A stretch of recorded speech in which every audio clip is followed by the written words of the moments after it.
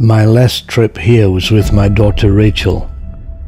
Now my son Nate wanted to see Uncle Gunnar again. We are cruising around 30,000 feet on our way to Hellesylt, Norway, where we'll have a great time with Gunnar and the gang. Nate was practicing his troll impersonation, connected to the free Wi-Fi, and then joined the £105 round-trip flight to Alesund from Gatwick.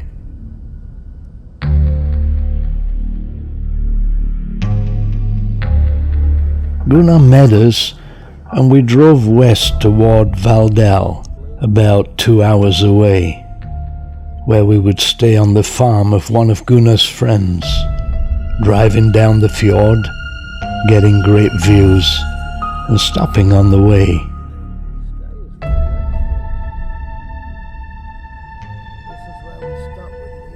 Well, it's 11:20 at night. This is the Norway Fjord.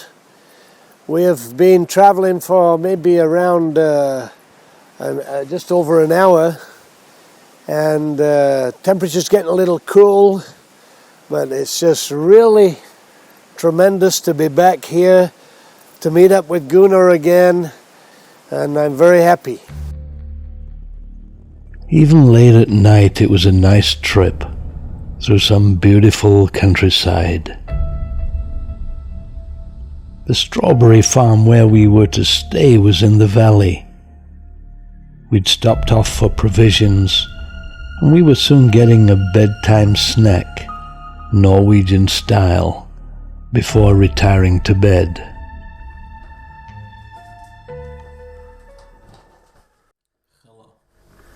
How do I say good morning? Good morning. Good morning. Alright, we're here, and we're on a strawberry and raspberry and potato farm. It's beautiful, and it barely got dark throughout the night. But the beauty of that is because we're in the mountains, you can wake up at 9 o'clock and still get the sunrise. Gunnar is very camera shy, but he's been around me long enough to start getting over it. Great breakfast. The scenery outside, amazing. It's such a beautiful country. Still some snow on the mountains in June, and the chance to see the farm. Though the strawberries are not due yet, I would love to stay here in strawberry, raspberry season. Heaven. Gunnar and I got time to remember times in Hong Kong.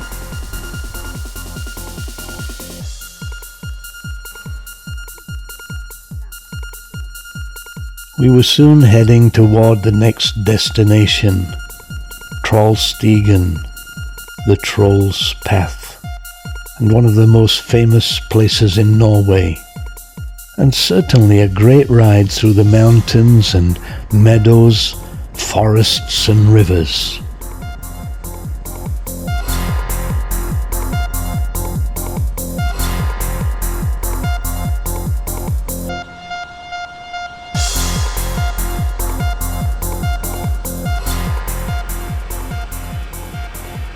Every now and then we stopped off for a picture.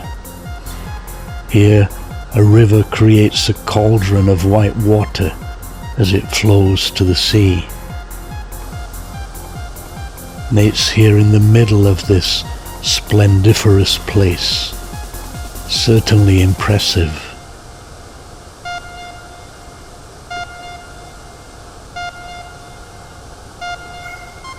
Next place is even better.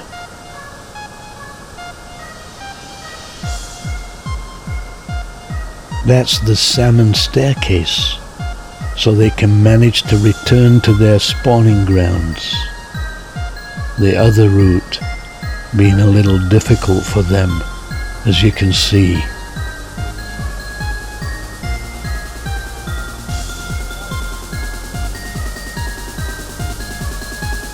Meanwhile, the bee is busy, and we go on to Eidsda, the next scenic spot, Gudbrandsjuve, another stunningly picturesque location where the river cascades through the gorge, under the road bridge, and onward to the fjord.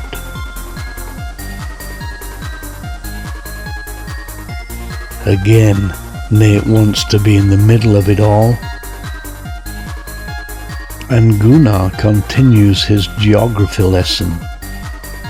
The legend being that a young man named Gudbrand and his bride jumped across the gorge here while eloping.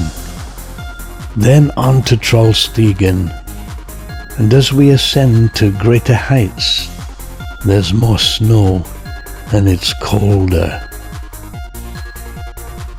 I must say at this point that Gunnar is a great source of information, and apart from getting time together again, he makes the visit very interesting.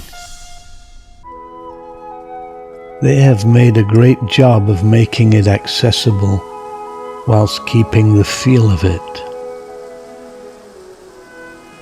In Norse mythology, trolls dwelt in isolated mountains and caves and were definitely not friendly. They didn't like the light and just came out at night.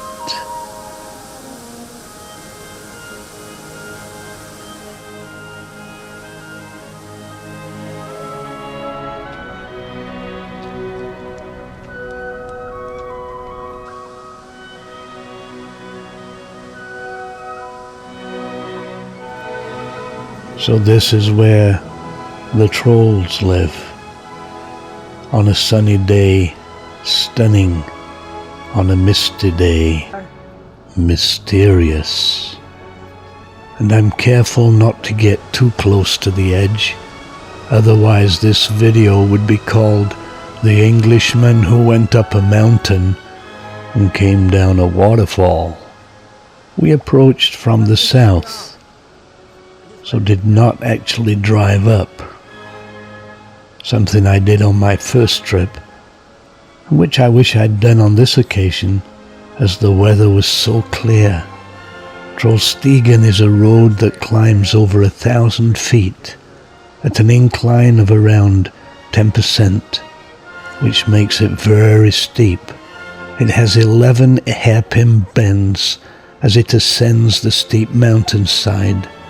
We might say it's like the equivalent of a switchback on a railway.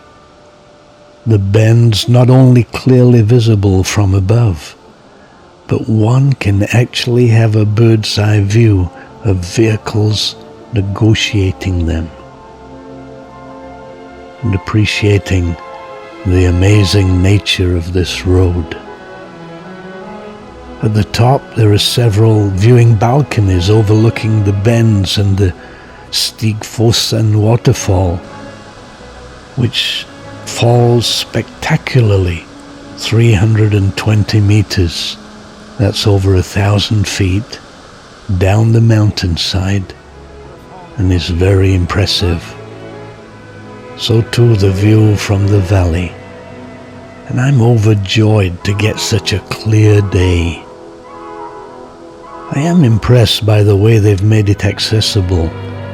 The walkways mean that visitors can easily access the great viewpoints, and the design is both simple and practical. Projects like this in the middle of nature are bound to attract criticism, and I've seen many places ruined by their addition. But here, I have to say, the architects did a superb job. We then made our way back down the mountain to catch the ferry to Eidsda on our way to Geiranger. The beautiful day certainly being the icing on the cake as we surveyed the sights, occasionally stopping off for a picture. For me, some familiar places, bringing back memories. We needed to cross the fjord on our way to Geiranger, and I was looking forward to it as it afforded great views over the fjord.